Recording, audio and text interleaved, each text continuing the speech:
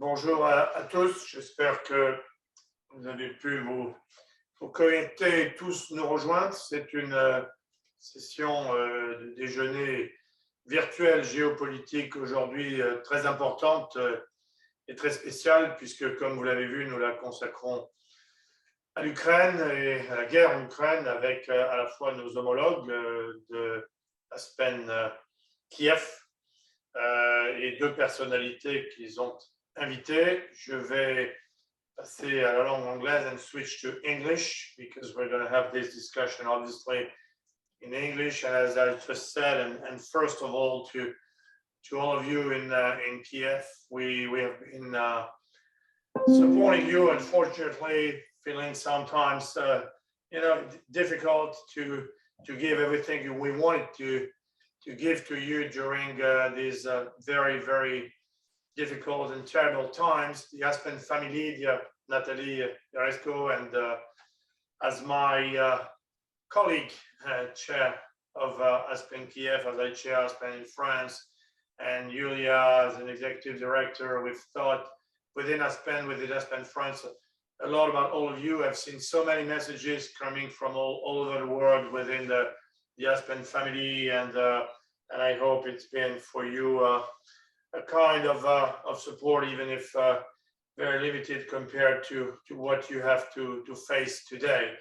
We have invited you because we think it's important for Aspen France to convey to the French, to our members, and to all the other personalities who have decided to be part of this discussion this morning. It's very important for us to give you the access to them and the possibility to express, first of all, your observation, analysis, and feelings about what's going on in your country, and secondly, convey messages as around this video conference, many influent people in France will be part of this discussion and maybe also helpful to convey your messages and expectations to the French authorities or to the European authorities.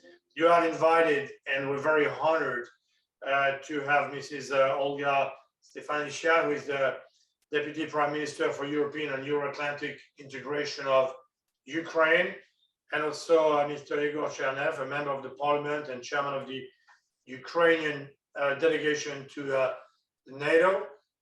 Jean-Christophe Bas will organize this discussion. I really tell all the panelists that they can give their views also during this discussion and make it as productive as possible. Jean-Christophe, the floor is yours. I thank obviously EY as usual for helping us organizing these meetings, and you will now moderate this very, very important discussion. Thank you, Jean-Luc. But I think that Julia will also say a few words of welcome on behalf of Aspen Kyiv. So Julia first, and then I will very briefly introduce the discussion. Thank you, Jean-Luc. Thank you, Jean-Christophe. It's a big pleasure to be within our Aspen family today. We are in different time zones, so I'm very grateful for speakers to joining us today.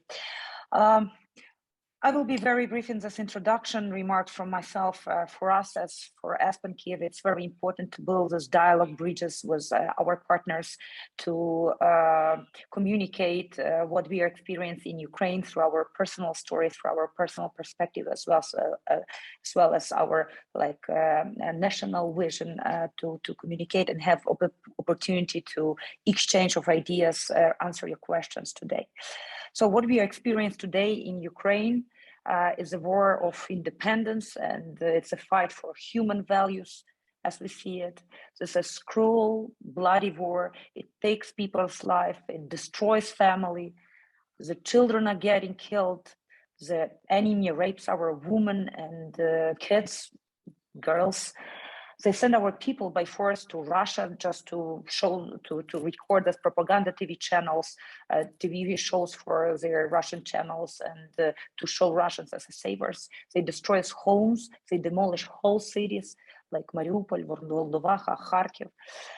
And as we believe we are defending not only for Ukraine, but for this democratic order of the world, for this basic human values. I'm glad that our friends all around Europe and in other countries, other continents, also do have a similar understanding of that war and do provide increasing support to Ukraine and its people. And we are very grateful for France support of France and French people, which we receive every day. I'm very grateful to our partner, Aspen France, for hosting this event today. We invited 3 prominent Aspen alumni who are serving in different fronts today. And we have 3 main goals, as I mentioned already. First of all, to tell your story, also to hear your comments and your questions. And we hope to win, to find new friends who will stand with Ukraine in this fight for Europe's peace and the world's democracy. Thank you. Jean-Christophe, the floor is yours. Thank you. Thank you, Julia.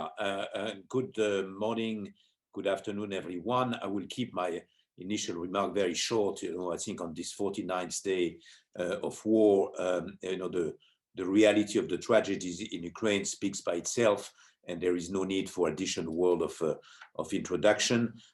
Just to say that this is indeed, as Jean-Luc has mentioned, an exceptional session and quite a unique opportunity for our guests and audience really to hear and to exchange with those who are really on the front line, and not just to hear from the so-called experts in the news channels. And that's, I think this is what really Aspen wants to foster, is this direct interaction with those who are on the front line. And also to offer today, during those 60 minutes, of quite a comprehensive picture of the situation. We have indeed the privilege to have with Deputy Prime Minister Stefanicina, a political perspective, with Mr. Chernev as the chair of the NATO parliamentary representative to NATO Parliamentary Assembly, maybe a security and diplomatic perspective, and with Mrs. Yaresko, who was the Minister of Finance at a very critical time, right after the Maidan Square event in 2014 to 16, who has played a tremendous role in fixing the debt in Ukraine, and leading the negotiation with the IMF. We will have an economic perspective. So we have this sort of 3-track perspective: political, diplomatical, and economic perspective. So each of our guests will have about 6 minutes for sort of introductory remarks. And then, as we do as usual for those sessions, we will have an interactive discussion. I invite everyone from now to use the chat if you want to make comments, if you want to ask questions, so that we can start taking those questions, clusterize the question. No doubt there will be lots of questions and remarks. So I invite everyone to start from now to send your question. So now the floor is yours, Mrs. Stefanicina.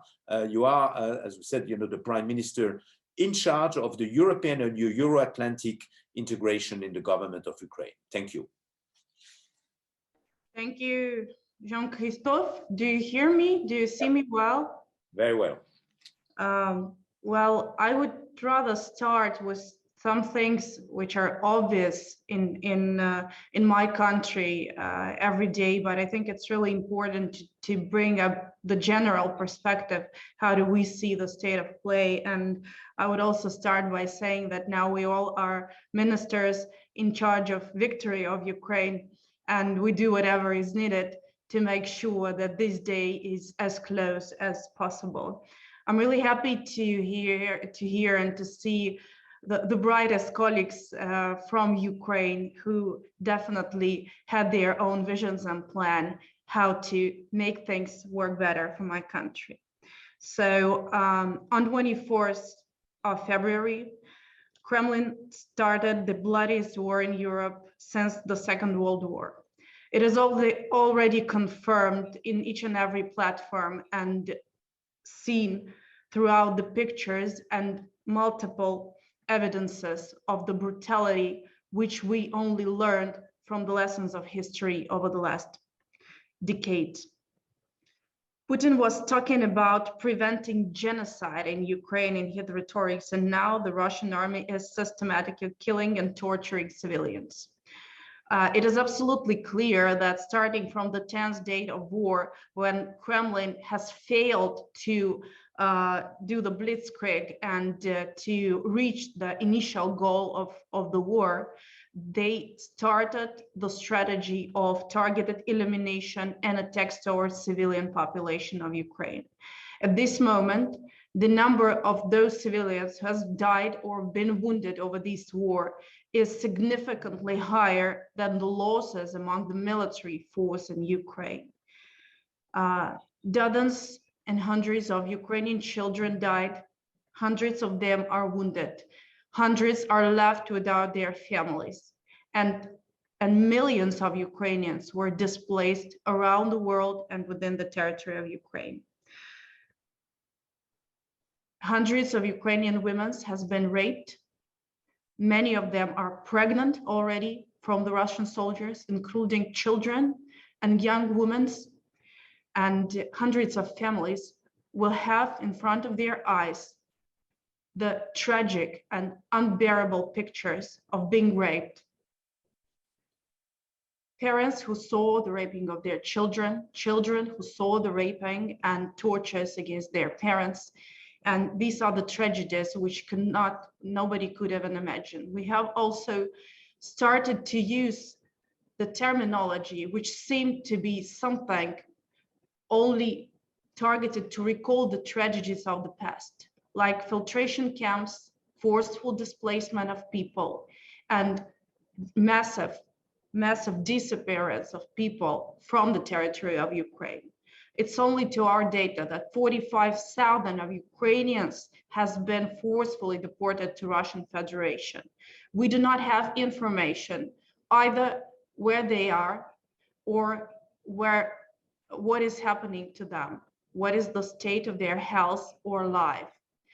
None of the international organizations or monitors also managed to reach the territory of Russian Federation and to see what is happening to our people.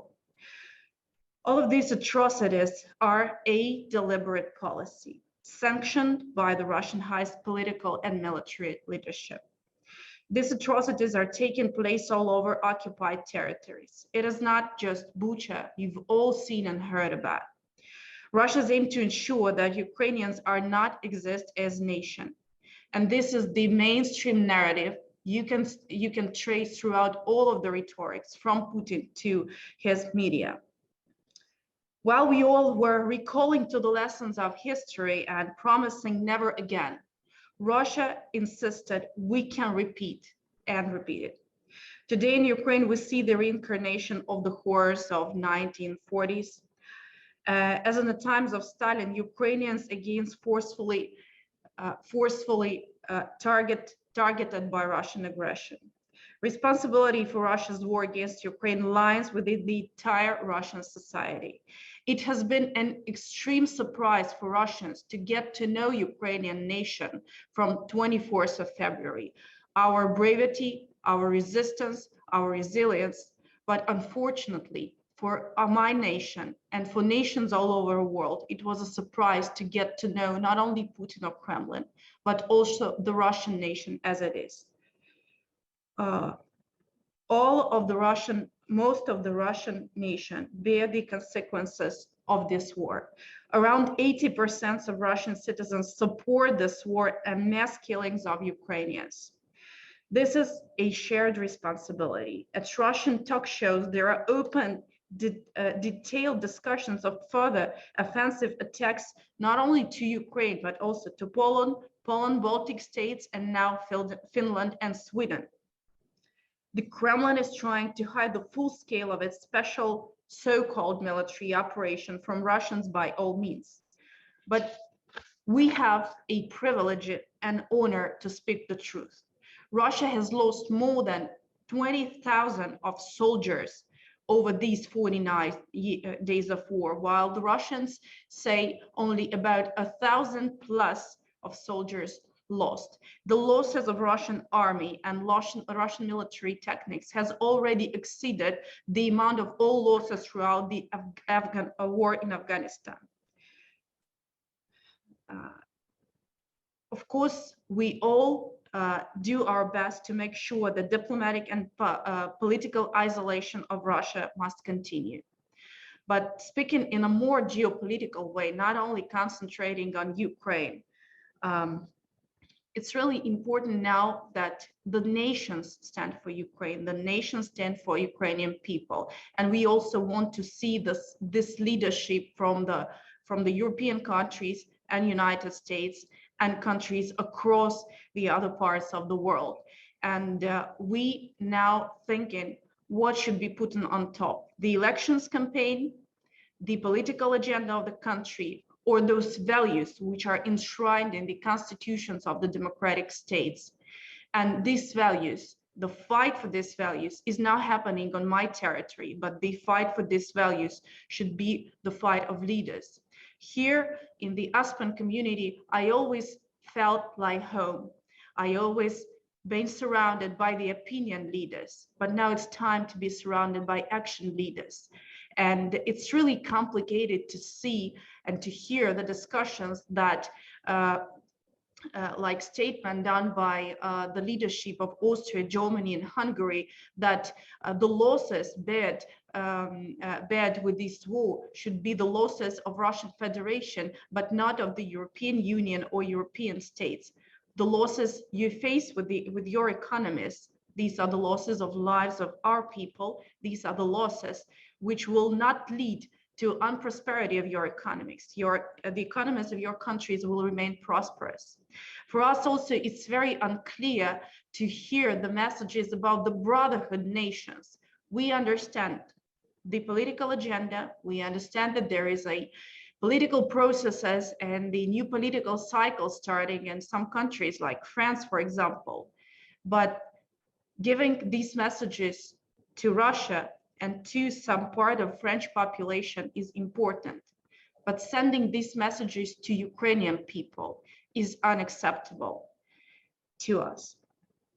So for us, the friends, the true friends of Ukraine are those who show leadership, who show commitment, and who put the values and the overcoming of this war on top. Of course, we've been talking a lot about the large-scale consequences of this war, which are not only around the military conflict. We've been advocating for the no-fly zone over Ukraine to save Ukrainian people. But what we think now is that basically one-fifth part of the population of the world will suffer from the lack of, from the breaking of the food security chains, from the lack of food around the world. And this is the inertia which has been launched by this war, and large-scale consequences will cover the whole economies around the world, and mostly Asian and African countries will suffer from that. So what we are now talking about is that no-fly zone should be ensured at least over the Black Sea, to make sure that we can restore the shipment of the goods, of the seeds around the world, and which is now blocked. And it is the blockade which affecting not only the Ukrainian economy, but the world economy and the access to the food and necessary chains. So I wanted to put this issue on discussion in this important circle, because if the world leaders are now willing to take decisions to protect the Ukrainian people around our territory, you should also protect your people, your nations, and the nations you're advocating for. Like France is very attentive to the South Africa and the African continent, the Balkans and the Asian countries. The bridges should be built also with the China, to make sure that their engagement in speeding up the resolution of this military aggression is growing stronger. So we will advocate for a no-fly zone over the Black Sea to save our people, but also to save the world from the ongoing crisis here. Indeed, it's very complicated to see this all war crimes and continue the negotiations. But now the position of Ukraine is really strong in these negotiations. We see that Russian Federation is really advocating for speeding up the process of concluding the peace, so-called agreement to force the Ukraine for peace. They really use this argument to further negotiate on the lifting of sanctions, but there is until the moment when Russia will really start understanding that we are a democratic nation and any position in these negotiations should be backed up by the acceptance from Ukrainian population, there will be no progress. So far, it's really clear that there is no way to have any discussions about territorial integrity and sovereignty of Ukraine. There's no discussions about any further progress in negotiations without withdrawal of Russian troops from our territory and broader security guarantees for my country, while we do not have any decision on NATO enlargement and putting Ukraine back to the NATO, putting Ukraine to the NATO family. There is a huge amount of issues where the broader international community should be engaged to form the new agenda for the world and geopolitical agenda. Ukraine will definitely be a game changer in that regard. We all hope that the democracy will overcome. We are fighting for that today in my land. And it's really clear for us that while we are fighting this war in our land, the leaders are now having a time to suggest the new agenda, the anti-tyrant code to say, to avoid these wars further.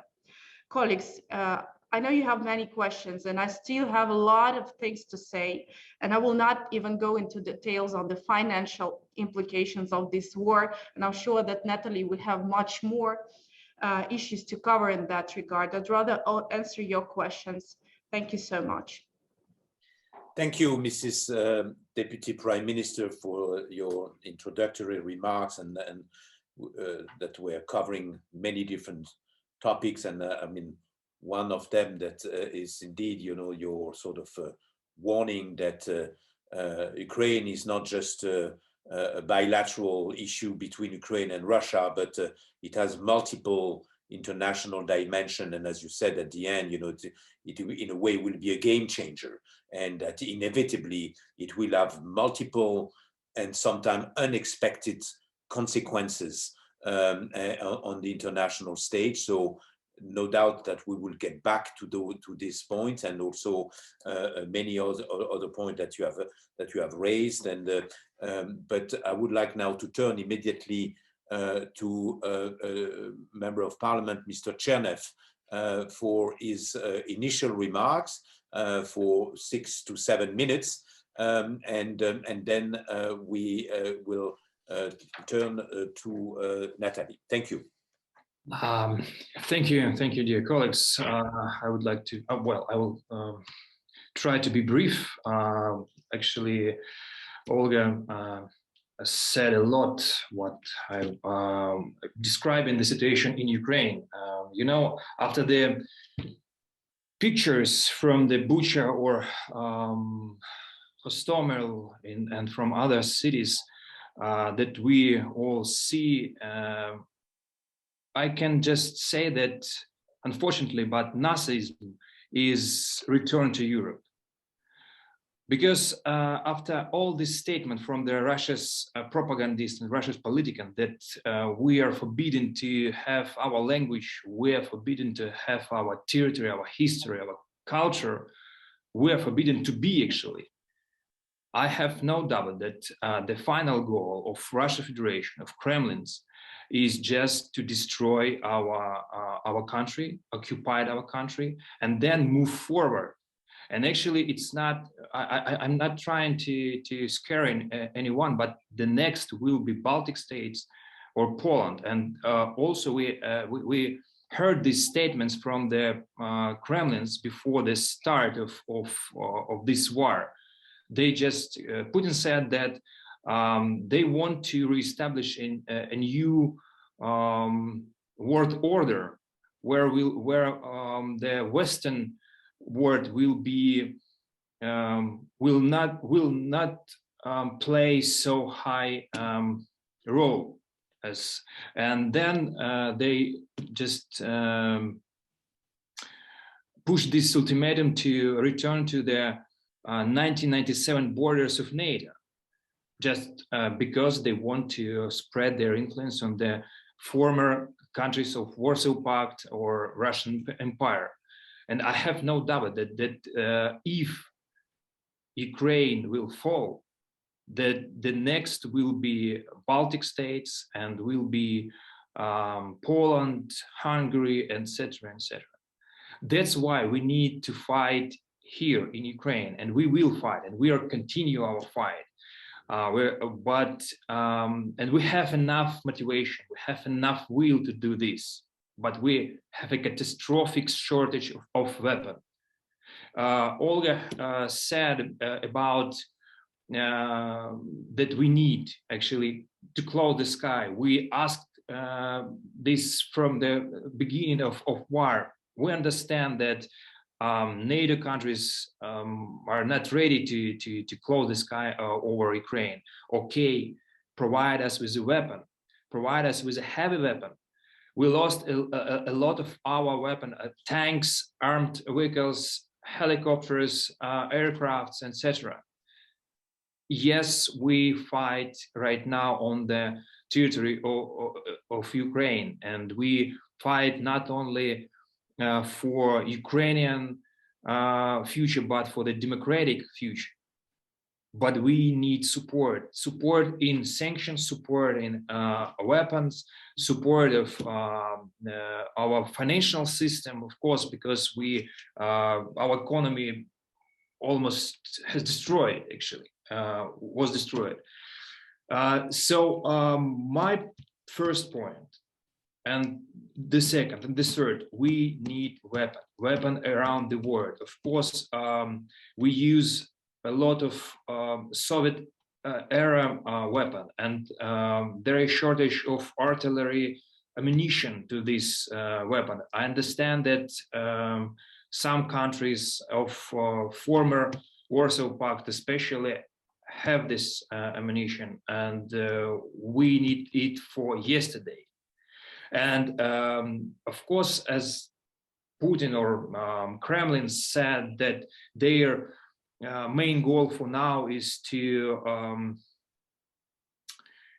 reestablish control on the, or to establish the control of the whole Donetsk and Lugansk region. But this is only the next step. We have to stop.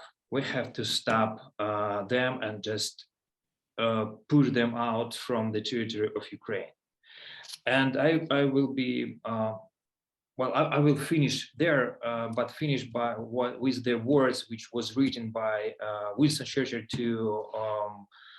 to Delano Roosevelt, Franklin Delano Roosevelt in 1941.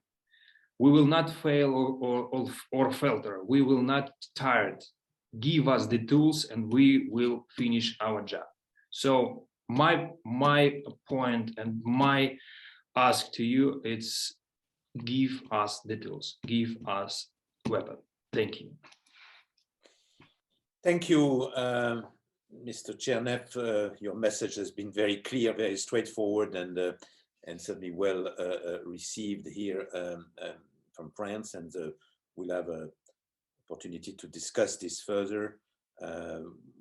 We have also heard your message about the risk of a real domino effect, and that behind Ukraine, there's a risk for, as you said, for the Baltic states, for Poland, for other part of Europe, and I think this is indeed a very important message. We will have an opportunity to get back to this point, but now I would like to turn to Natalie Yaresko, who is our third speaker this morning, who will maybe give us an economic also perspective. There was a recent report just last week that came out from the World Bank saying that more than 50% of the Ukrainian economy will be shrinking this year. So this is indeed a very critical situation. So there will be the issue of the economic recovery, the economic reconstruction, and we are very much looking forward to hearing from you, Natalie. Thank you very much, and thank you to my colleagues. I want to just draw a line from their discussion to the economic discussion. What you're hearing in the voices of Yegor and the Deputy Prime Minister is an incredible sense of urgency, a request for a feeling and a sense of urgency across the globe to respond yesterday. I think Yegor said yesterday. And that sense of urgency in delivering the weapons that are needed and delivering the sanctions to isolate the Russian economy have to do with as well the geopolitical crisis that this is causing, the disruption to the global economy. And so when we step back, and I as a Ukrainian, I'm not asking you to step back from the Ukrainian tragedies that Deputy Prime Minister Stefanishina described, but I want you to layer on top of those incredible, horrific tragedies what the global economy, what the world economy is facing as a result of the continuation of this war. Without urgent action to end the war, urgent supply of military support, urgency to create more sanctions, to isolate the Russian economy, to end the war, meaning to have Ukraine prevail in this war, which I will say from the very beginning is the only end of this war, the global economy will continue to suffer daily, and the costs for all, the cost for Europe, the cost for North America, the cost for Asia, the cost for the emerging markets will become greater with each and every day. People have forgotten over time the incredibly important role that Ukraine plays in the global economy. And when we talk about a 50% decline in the Ukrainian economy, what does that mean for the rest of the world? That means we are already feeling the fuel supply challenges. We have to begin to talk very urgently about the food insecurity that this will bring. And much of that food insecurity is going to be felt by the emerging markets of Northern Africa and Middle East. We need to start thinking not only about commodity prices changing, but we need to think about the fact that the supply chain, which was already damaged by COVID, is going to be damaged even further. We're going to be disrupting global trade in a way that everything is going to start grinding up and bringing itself to a halt. We think about semiconductor chips and the problems with the supply chain today. Well, with the single gas most important to semiconductor production from Ukraine stopping, I don't know what that means for semiconductor industry going forward. Ukraine is the second largest titanium source in Europe. That is airplane production. That is Airbus, that is Boeing, that is all of our travel globally. We talk about iron ore, uranium ore. So people focus in on the agriculture and the gas and the gasoline, but there is much, much more that this means to the world. And with every day that this war continues, the cost to the rest of the world is much, much greater than the cost of helping Ukraine today. So that is I just want to bring the conversations together. When we look at the Ukrainian economy, Russia is suffocating and strangling the economy. It has bombed most of the infrastructure, and please don't be led by the newspapers to believe that this is only Eastern Ukraine. They've bombed the airports in Vinnytsia. They've bombed airports throughout, railway links, fuel depots, medicine depots. They have closed any access to the ports.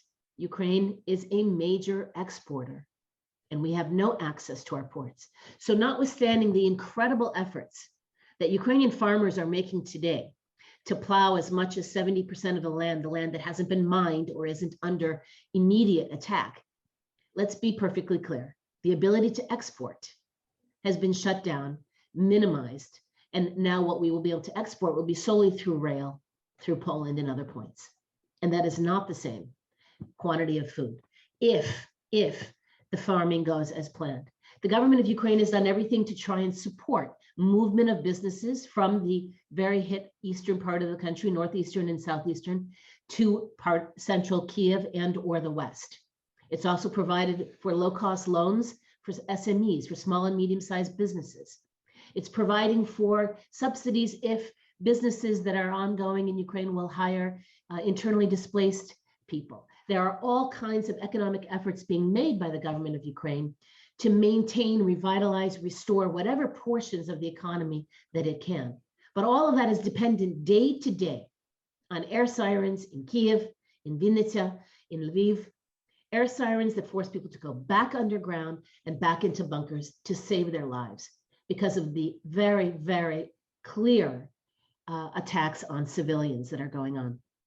If we look further at what this means for the world, the more destruction that occurs in Ukraine, the more it will cost the world to rebuild Ukraine. And you mentioned the rebuilding effort.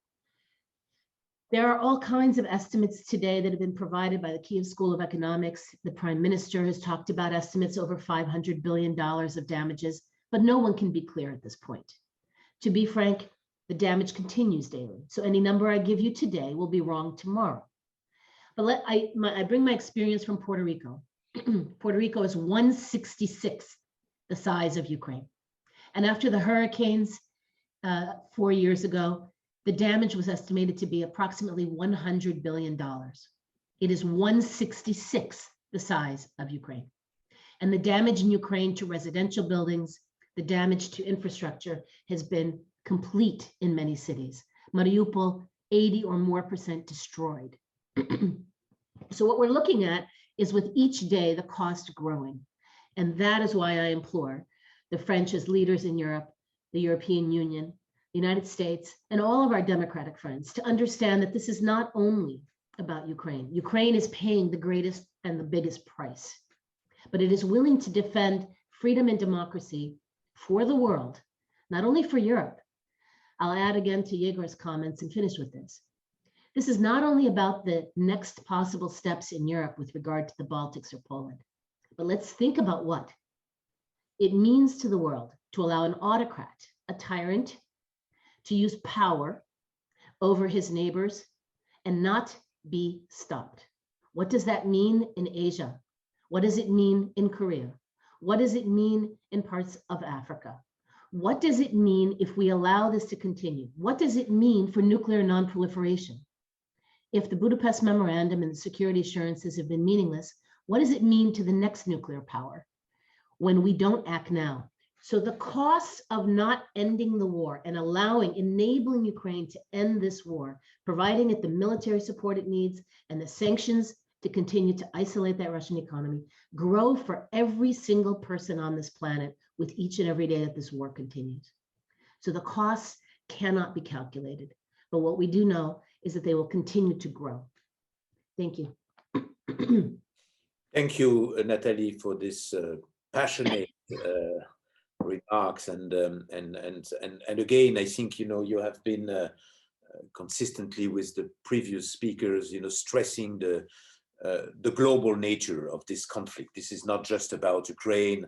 This is not just about Ukraine and Russia, but this is in a way metastasizing around the world and from multiple perspectives, economic perspective, but also the very nature of our society, the very nature of let's say the democratic nature of our society. So there are lots of questions coming from our guests, and so I would like to have them in a way expressing themselves directly. So if Yanis can open the mic for Emmanuel Dupuis, and then immediately to Raphaël Hadas-Lebel, because they came up with questions that relates to let's say the possible exit from the conflict. What is the realistic mediation process? How far can we go? So I would like to have Emmanuel and then Raphaël asking their question or making their comments. Raphaël en premier. Okay, Raphaël. Yes, good morning, and we have been very impressed and moved by the testimony of our Ukrainian friends, and we are really very strongly impressed, and we are aware of the ordeal they are going through. My question is a little beyond the short term. and we're thinking of the possible outcome or solution for this conflict, because you have always to think about the solution of a conflict. I have now the impression that so far no solution of compromise, which could be conceived, is now conceivable. Listening to what you said, and especially about the territorial integrity of the country, no type of compromise is possible. So I wanted to know if you share this impression, and if it is the case, it means that the conflict may last very long, because you have to go until the defeat of one of the warriors, and I imagine in your view, it is the defeat of Russia. So my question is a compromise possible or not? Thank you, Raphael. And interestingly, we have a whole string of questions and remarks coming from other participants. Camille Senaji is asking to a certain extent the same question. He said, if I understood well, you are thinking that the only solution to end the war is a military victory of Ukraine. How realistic is this? And I will also speak for Emmanuel Dupuis, who unfortunately just had to disconnect, but his question is the following, is getting back to the fragile recent Istanbul diplomatic mediation. What do you think would be the acceptable point of discussion with Moscow? The statute, the autonomy of Crimea and Donbass on the basis of an Ukrainian referendum to be held at the change and the change of constitution. So I think, you know, there are lots of question and interest about how do you see I would say the exit strategy, or what is the possible scenario when it comes to ending the war. And I think that Raphael has, in a way, very eloquently summarized the question and the concern. So I think that it's a question for the three of you. So maybe we can start with Mrs. Deputy Prime Minister, if you wish to respond. Well, thank you so much. I would like to start by adjusting the rhetorics. There's no conflict. There is a war on my territory, and the war, which has been unprovoked and launched by Russian Federation on 24th, large-scale war, which has been started on 24th of February, and which has been initiated almost 8 years ago. Secondly, when we're talking about the bilateral negotiations facilitated now by Istanbul, and also engaging a number of other foreign partners in terms of the broader security guarantees for Ukraine, I would say that we're not having these negotiations from the position of reaching a compromise. So there is a room for negotiations so far. There are a number of positions which has been presented by Russian side, which, as you can imagine, all the collection of all the narratives and all the absurdic ideas, starting from denazification and other issues, and completing with the neutral status and proposals which has been put on the table by Ukrainian side and accepted by Russian Federation on the last physical meeting of the negotiation teams in Istanbul. So there's a room for negotiations. Ukraine has already confirmed its readiness to acknowledge the neutrality status based on a broader security guarantees from UN Security Council members, but also on the signatories of the Budapest Memorandum, and a broader group of actors who might want to engage in that regard. So this is the starting point for us for the discussion. All other elements are being discussed on a technical level between the groups. So there is still a room to reach the compromise. But as Natalia was saying about the financial losses, the same situation is about the dynamics of war and dynamics of negotiations. Whatever I will say right now might not be relevant tomorrow. Because basically the next 15 days, and maybe Igor can give more information here, right? There will be a huge battle for Donbas. And this would be the war, which is on its severity, is something that we haven't seen for the last 50 days on all over the territory of Ukraine. We have all of this information and data, and the outcome of this battle would also be decisive in terms of the following development of the negotiations process. It's also very important to take into account the fact that Russia's economy is downgrading. They face severe losses. The population is getting destabilized, and we have the information about massive abandonment of the orders among the military forces.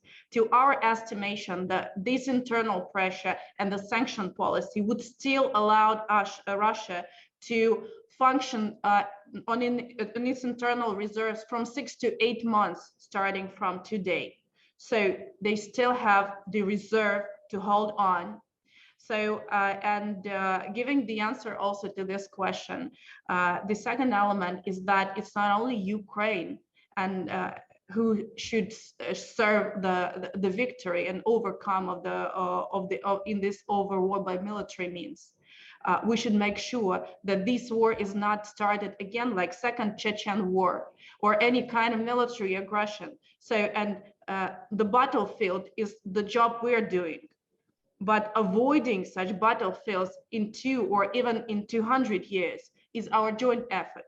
And now what we can confirm that all the system of international order and organizations is absolutely dysfunctional, without prejudice to those humanitarian functions which has been implemented and the different types of assistance. But the initial goal and spirit of the UN Charter, of the Washington Treaty, and all other OSCE and other platforms are absolutely uninstrumental.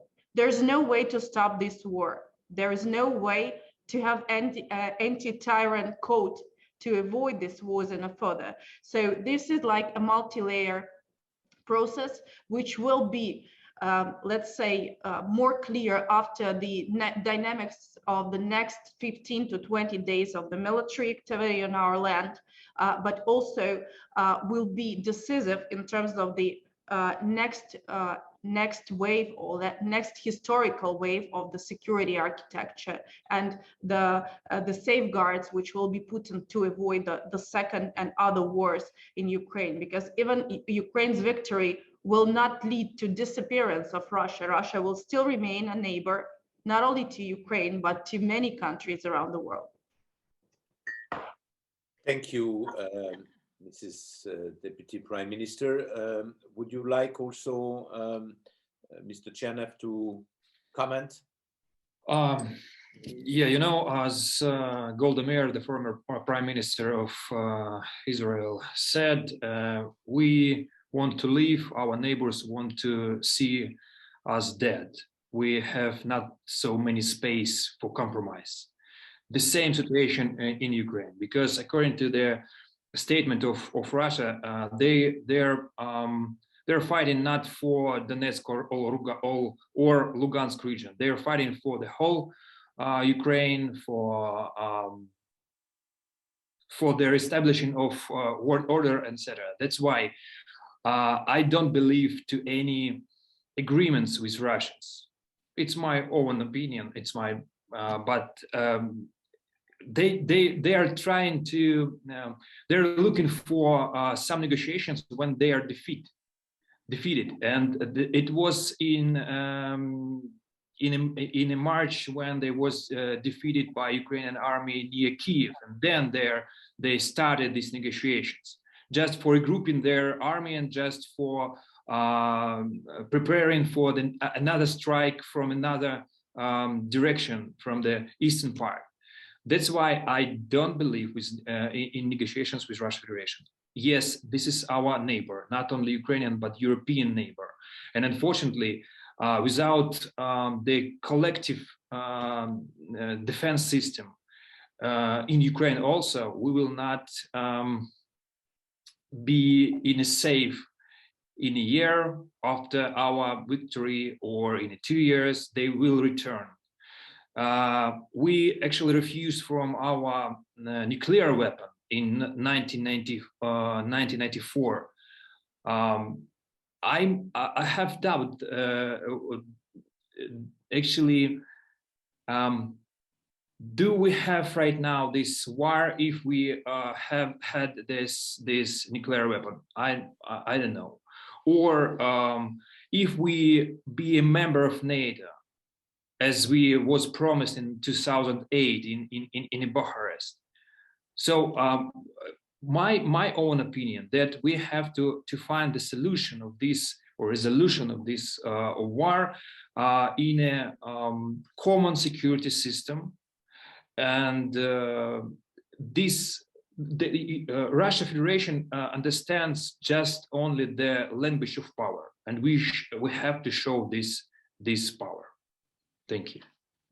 Jean-Christophe, I'll just add that any peace negotiation, and obviously everyone would like the war to end sooner rather than later, with fewer deaths than more deaths. That there's no question. But a peace negotiation typically requires two different pieces. One part of it is based on the information and the balance of power between the parties, the resolve of the enemy. And so when we talk about sanctioning Russia, when we talk about providing, I see one of the comments in the chat, when we talk about providing awards for Russian soldiers who walk away from their army, we're trying to affect the resolve of the enemy. Everything that's being done to isolate the Russian economy, the more sanctions you can provide, has to do with affecting the resolve of the enemy. Anything we can do to get more soldiers to walk away from the fight, the Russian soldiers to not sign up, not be conscripted, to walk away from the battlefield, all helps with the resolve of the enemy. The balance of power issue at the negotiation table all depends on the level of weapons that are provided to Ukraine today and yesterday, in order to ensure that that balance of power stays on the Ukrainian side, that the Ukrainian side, which is today, has been able to push the second largest army out of northern Ukraine, out of Kyiv, that balance of power remains over the next 15 to 20 days on the side of Ukraine in those talks. And then finally, the second part of any peace negotiation is the ability to believe in the other side's commitment to a war-ending peace. And that's when Yegor and Olga are talking about a security assurances, security guarantees, some other conceptual. There has to be a way to have peace. It has to be not about compromises, which was the question, but about a belief that the other side can indeed be committed to peace and will not repeat their actions in a year, 2 or 200. And so how do we globally ensure that the other side will commit to peace? And without those two elements, without ensuring that Ukraine is at the negotiation table with the balance of power on its side, which means we need military support, that the resolve of the enemy is weakening, which means we need more sanctions, we need to get their soldiers to start quitting more often, walking away from the effort. And without some security guarantee, some global network that will assure us that peace will be a continuous peace, you can't walk into those negotiations expecting anything else. Thank you. We have lots of questions and very little time. But I think, what we just discussed is absolutely crucial. I was wondering, and also we have got a few questions about that, what is the general feeling in the government, but also in the public in Ukraine about international reaction? Do people feel that, for instance, Europe, the EU have been doing enough? Also when it comes to the United States, and is there a feeling that there is still lots of weakness when it comes to oil and gas, so I think, you know, it would be interesting for our guests, you know, to get a sense of how do you see the reaction, of course, on the Western part in Europe and United States, but also when it comes to, let's say, the emerging countries, you know, the sort of silence from or eventually support to Russia from China, from India. You know, if we look at, for instance, the UN resolution that was adopted a few weeks ago, it was considered by some as an overwhelming success for Ukraine, you know, because there were lots of countries that adopted this resolution.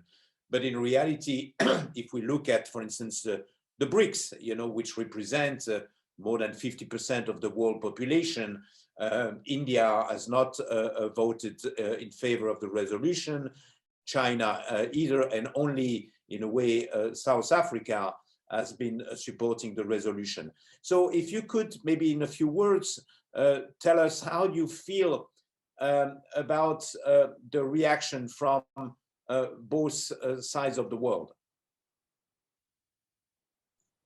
If I may just shortly,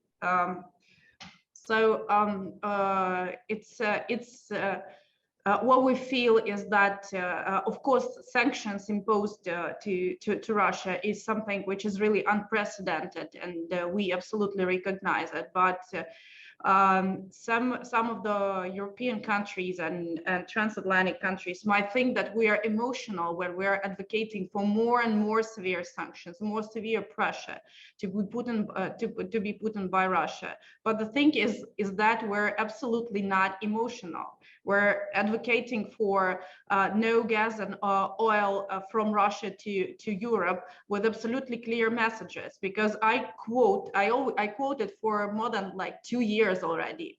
This is a quotation from the Russian military doctrine, which says that gas constitutes the strategic instrument of geopolitical influence around the world.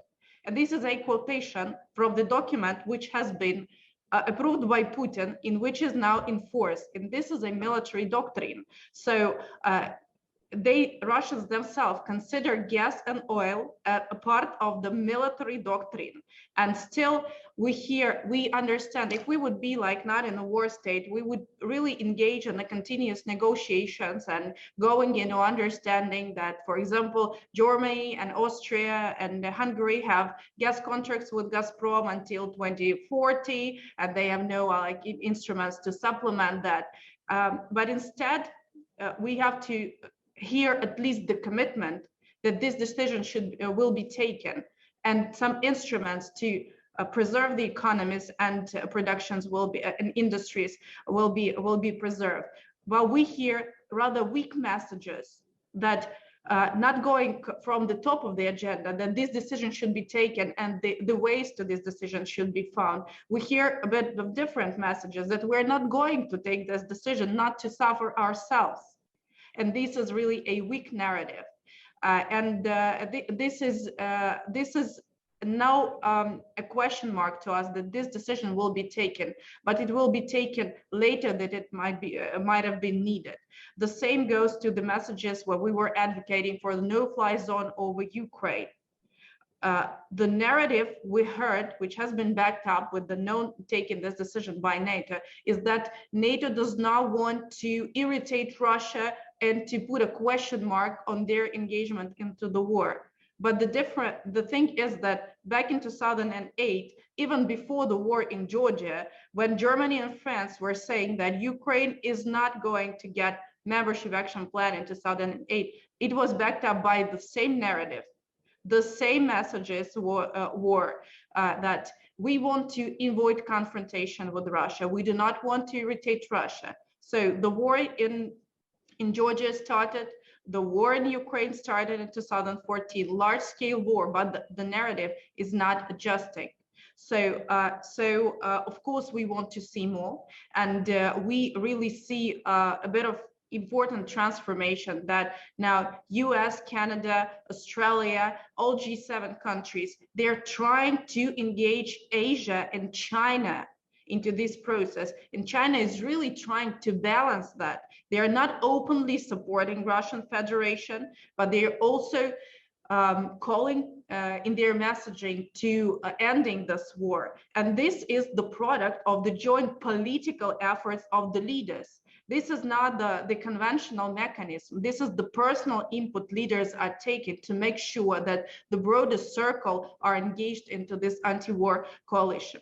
So in that regard, I think that these efforts are useful, they are timely, but of course pressure which should be taken in a more serious way towards Russia, so that they not take this 6 to 8 months on functioning in their by their reserves. That this pressure should be radical, critical, and united.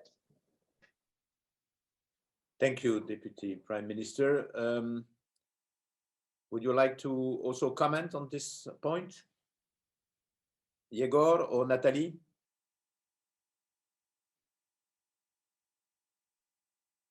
No? Okay, no comment on this one. We have read a lot, and I think it would be interesting to also to address this issue about the very low morale of the Russian soldiers, and that many of them were totally unprepared, and that they were sent to the front line without having any idea about the situation. And there is, I understand, a program encouraging, providing incentive to a Russian soldier to surrender. There is a question, and I think also a project that has been initiated by Joshua Bauer-Soul. So maybe Joshua, if you want to introduce. Yeah, I just will make a short comment because I'm not nearly as qualified as the people on this call. First of all, my wife is a Kharkovchanka, and we have 7 refugees living with us right now. And I have friends who work in Yegor's part of the business of war, who are on the front line, many of them, in fact. And I've had businesses in Ukraine and in Russia, to be honest, one of them run by a Crimean. So I've heard a lot from the front line. And we, with our group of INSEAD and Harvard grads, we started thinking about this issue of morale about 2 months ago and submitted a project with a table of rewards to the Defense Ministry, which I think has been adopted now. And I think it's a very a good program. I think merely there has to be better communication. And I feel that a better communication also on the idea of a no-fly zone in the Black Sea would be very good from the point of view of world opinion. The issue for me is, and I'm in IT and online media as a profession from way back, which Jean-Christophe can tell you about, is that there's so much information out there that people are being overwhelmed and they're not filtering well. And I think getting what we're talking about today boiled down to a few key messages that are just hammered through the media, the online, and all the way down to the Russian soldier in the field in terms of motivation, but also in terms of these policy choices would make a big difference. I think right now there's kind of overwhelming emotional support, material support here in London. The Ukrainian Institute, where we're active, is doing a lot. But the interest level goes down. Please come to an end, because we have. So I think we need to focus a lot on communication, is what I'm saying about these objectives. Okay. There's too much information and not enough communication. Thank you. So I understand that Mr. Chernev has to leave. So everyone is really extremely grateful for your time and sending all best wishes and support. And I think your presence has been tremendously important. And so maybe I could ask each of our guests maybe to come up with 1 or 2 minutes of concluding remarks, also responding to what was just addressed in terms of encouraging Russian troops to surrender,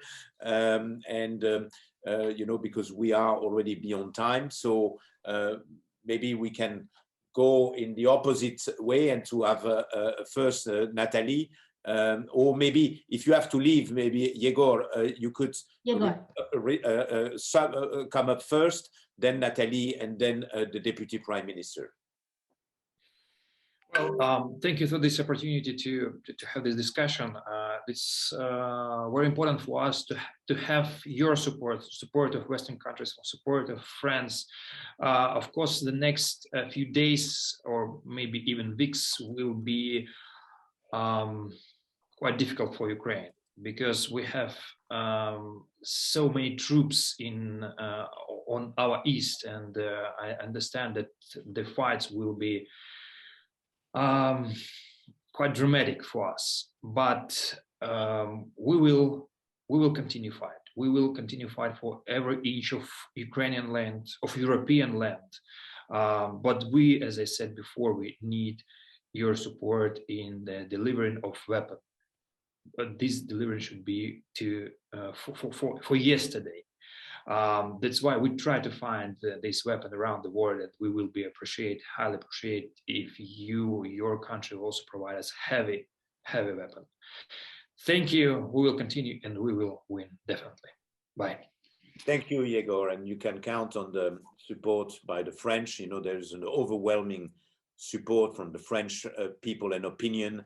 And of course, you know, we are in a very different situation with the presidential election, and the president has been, in a way, blamed a little bit for dedicating too much time to try to mediate, and you know, his opponent have been considering that he has not been paying enough attention to domestic issues, but indeed there is a tremendous support, and there will be still a tremendous support for Ukraine. So I'm turning now to Natalie. I will just very quickly say that I think the single thing I ask you all to take away from this is a sense of urgency. You all need to have your governments, you all need to act now. That means military support, increased sanctions. If you continue to see the war going forward, then you know the sanctions are not enough.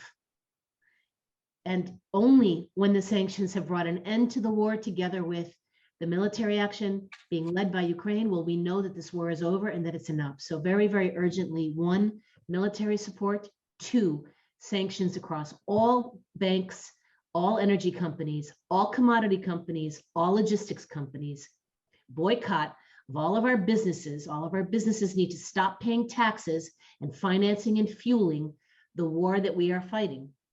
And 3rd, financial support for the Ukrainian government. People have been extremely, extremely supportive of refugees, and we are grateful for that compassion and empathy. But we now need incremental support in Ukraine for the 40 million people who are living in Ukraine. So increased financial support for pensions and military salaries, as well as medical salaries, increased financial support to the government of Ukraine. 3 very urgent and very necessary requests. And I thank you all for this opportunity, and thank you for your support of Ukraine. Thank you, Natalie. And the last word will be with Deputy Prime Minister Stefanishyna now. Thank you so much. I will not advocate for everything Natalie and Yegor were saying. It is definitely the essential elements. But I would give a very simple message, that we should not underestimate the Russian army. This is indeed one of the biggest armies in the world, well equipped and with a huge amount of soldiers. And Russia now has nothing left being fully isolated, but to increase the gravity and severity of this aggression on Ukrainian territory by raising the stakes. You all know that Ukraine and each Ukrainian national citizen, women and men, and military will fight for its soil, for every inch of this soil. This has been discussed today. But what we need from the rest of the democratic world is not helping Ukraine, is standing with us and helping yourself to survive. Because if Ukraine defeats, the whole world will be a gray zone. So there will be no clarity in anything. There will be no rules anymore. So there will be a domination of the tyranny, let's say. So it's not something that we need as a help. We need it to overcome, to win, to make sure that we have the future, but not to make sure that there is a gray zone around the world. Thank you. Thank you, Mrs. Deputy Prime Minister. Thank you, everyone, the three of you, for your time, your passionate remarks, and I think we took good note of many points. Particularly the global nature of the conflict. This is not just about Ukraine and Russia, but this is about the survival of a model of society, of tolerance, pluralism, democracy. And I think this is a very, very important message. Of course, we all admire, the bravery of the Ukrainian leadership and Ukrainian people. So once again, we are extremely grateful for your time. Very grateful to Yulia and colleagues in Kyiv for this putting together this session. I'd like to also apologize for the many of you who wanted to ask questions, but unfortunately, due to lack of time, we cannot continue the discussion today. But I think, if we could end on an optimistic note and say that the next session we would like to hold this session in Kyiv in a few months' time, when the situation, when the arms will be silent, and that we can get back to peace, and that the Aspen community all together can come together and see how we can provide support, provide solidarity, and in a way, contribute to the healing, because this will be a very, very difficult situation to come. So once again, thanks to all of you, and we are looking forward to seeing you in person in a peaceful time in Kyiv in a few months' time. Thank you. Bye-bye. Thank you. Thank you, Jean-Christophe and Aspen. Thanks very much. Bye-bye. Thank you. Merci.